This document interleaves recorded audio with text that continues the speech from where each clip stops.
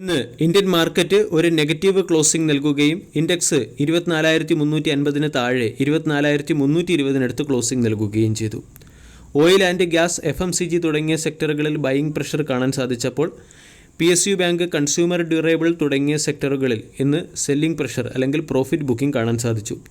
മാർക്കറ്റിൽ fresh positive trigger ഇല്ലാത്തതുകൊണ്ട് market ഒരു പ്രത്യേക റേഞ്ചിനുള്ളിൽ കൺസോളിഡേറ്റ് ചെയ്യുകയാണ്. അതേസമയം 2025 ഫിനാൻഷ്യൽ ഇയറിലെ ക്വാർട്ടർലി റിസൾട്ട് സെഷൻ, അതായത് ജൂലൈ 12 മുതൽ ആരംഭിക്കുന്ന ക്വാർട്ടർലി റിസൾട്ട് സെഷനിലും ജൂൺ 23 മുതൽ ആരംഭിക്കുന്ന ബഡ്ജറ്റുമായി ബന്ധപ്പെട്ട് വരുന്ന അനൗൺസ്മെൻറ്റും മാർക്കറ്റിനെ ആക്റ്റീവ് ആക്കിയേക്കാം. ഇന്ന് പ്രധാനമായും മാർക്കറ്റിൽ സെല്ലിംഗ് പ്രഷർ ആയിരുന്നു കാണാൻ സാധിച്ചത്. മാർക്കറ്റ് ബ്രെഡ്ത്ത് പരിശോധിച്ചാൽ 2254 സ്റ്റോക്കുകൾ സെല്ലിംഗ് സൈഡിലും 1804 സ്റ്റോക്കുകൾ ബൈയിങ് സൈഡിലുമായിരുന്നു. Titan company, Adani port, HDFC bank തുടങ്ങിയ സ്റ്റോക്കുകളിൽ ഇന്ന് സെല്ലിംഗ് പ്രഷർ പ്രകടമായിരുന്നു. ടൈറ്റാൻ കമ്പനി 3.5% ഇടിയുകയും അദാനി പോർട്ട് 1.6% ഇടിയുകയും ചെയ്തു.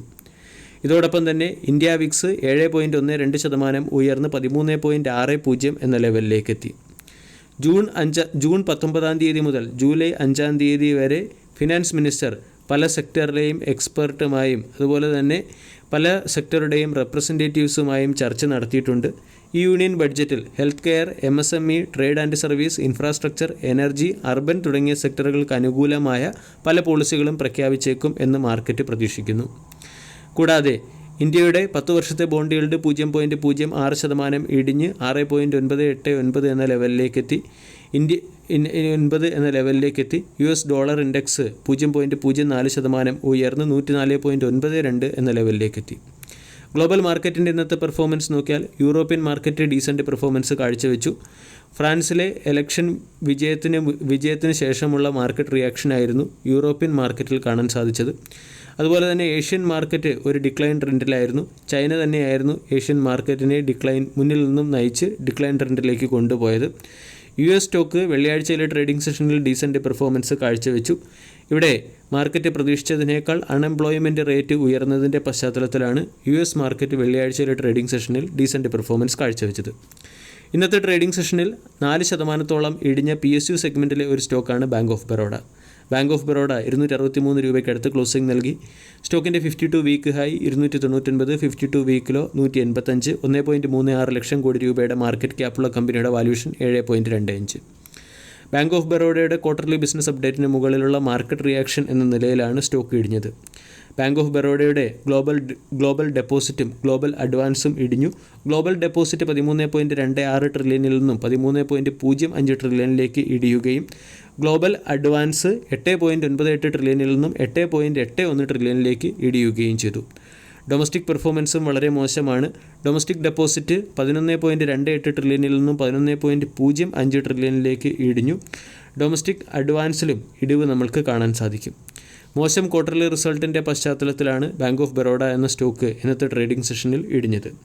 ബാങ്ക് ഓഫ് ബറോഡ വരും സമയങ്ങളിൽ ഒരു പ്രത്യേക റേഞ്ചിനുള്ളിൽ കൺസോളിഡേറ്റ് ചെയ്യാൻ സാധ്യതയുണ്ട്. 230 രൂപയുടെ സപ്പോർട്ടും 275 രൂപയുടെ റെസിസ്റ്റൻസും ഈ റേഞ്ചിനുള്ളിലായിരിക്കും സ്റ്റോക്ക് വരും ദിവസങ്ങളിൽ മൂവ്മെൻറ്റ് നടത്തുക. ഇന്നത്തെ ദിവസം 3% ഉയർന്ന് 1840 രൂപയ്ക്ക് അടുത്ത് ക്ലോസിംഗ് നൽകിയ ഒരു ഹൈ മൊമെൻറ്റം സ്റ്റോക്കാണ് KPI green energy limited. 11,000 crore രൂപയുടെ മാർക്കറ്റ് ക്യാപ്പുള്ള കമ്പനിയുടെ വാല്യൂഷൻ 65.32, 52 വീക്ക് ഹൈ 2109, 52 വീക്കിലോ 497. KPI ഗ്രീനുമായി ബന്ധപ്പെട്ട് ഇന്ന് പുറത്തു വന്ന പ്രധാന അപ്ഡേറ്റ്, KPI ഗ്രീൻ എനർജി എന്ന കമ്പനി ഗുജറാത്ത് ഊർജ വികാസ് നിഗം ലിമിറ്റഡുമായി ചേർന്ന് 50 megawatt solar wind hybrid power പ്രോജക്റ്റിൻ്റെ പവർ പർച്ചേസ് എഗ്രിമെൻറ്റിൽ ഒപ്പുവെച്ചതുകൊണ്ടാണ്. ഇവിടെ KPI ഗ്രീൻ എനർജി എന്ന കമ്പനിക്ക് തുടർച്ചയായി റിന്യൂവബിൾ എനർജി സെക്ടറുമായി ബന്ധപ്പെട്ട് അല്ലെങ്കിൽ സോളാർ പവർ പ്രൊഡക്ഷനുമായി ബന്ധപ്പെട്ട് ഓർഡറുകൾ ലഭിക്കാറുണ്ട്. ചീഫ് ഇലക്ട്രിക്കൽ ഇൻസ്പെക്ടറിൽ നിന്നും 13.60 മെഗാവാട്ട് ശേഷിയുള്ള solar power project independent power producer സ്കീമിൽ അല്ലെങ്കിൽ ഇൻഡിപെൻഡൻറ്റ് പവർ പ്രൊഡ്യൂസർ സെഗ്മെൻറ്റിൽ എസ്റ്റാബ്ലിഷ് ചെയ്യാനുള്ള ഓർഡർ ലഭിച്ചിട്ടുണ്ട്. ഇതോടൊപ്പം തന്നെ 15 മെഗാവാട്ട് ശേഷിയുള്ള മറ്റൊരു പ്രോജക്റ്റും കമ്പനിക്ക് ലഭിച്ചു. കൂടാതെ മെയ് മാസത്തിൽ 1000 കോടി രൂപയുടെ ഫണ്ട് റൈസ് കമ്പനി നടത്തുകയും ചെയ്തു. KPI ഗ്രീൻ എന്ന സ്റ്റോക്കിനെ വരും ദിവസങ്ങളിൽ ഫോക്കസ് ചെയ്യാവുന്നതാണ്. സ്റ്റോക്കിൽ നെഗറ്റീവ് ട്രെൻഡ് ഏകദേശം അവസാനിച്ച് സ്റ്റോക്ക് ഹയർ സൈഡിലേക്ക് നീങ്ങാൻ തീരുമാനിച്ചിട്ടുണ്ട്. 1900 മുകളിൽ സ്റ്റോക്ക് സസ്റ്റെയിൻ ചെയ്യുകയാണെങ്കിൽ ഇവിടെ ഫർദർ ബ്രേക്കൗട്ട് പ്രതീക്ഷിക്കാം. ഇവിടെ നിന്നും സ്റ്റോക്ക് 2100 എന്ന ലെവലിലേക്ക് ഉയരാൻ സാധ്യതയുണ്ട്.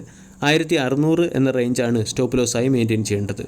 വീഡിയോ എല്ലാവർക്കും ഇഷ്ടമായി എന്ന് വിശ്വസിക്കുന്നു. താങ്ക്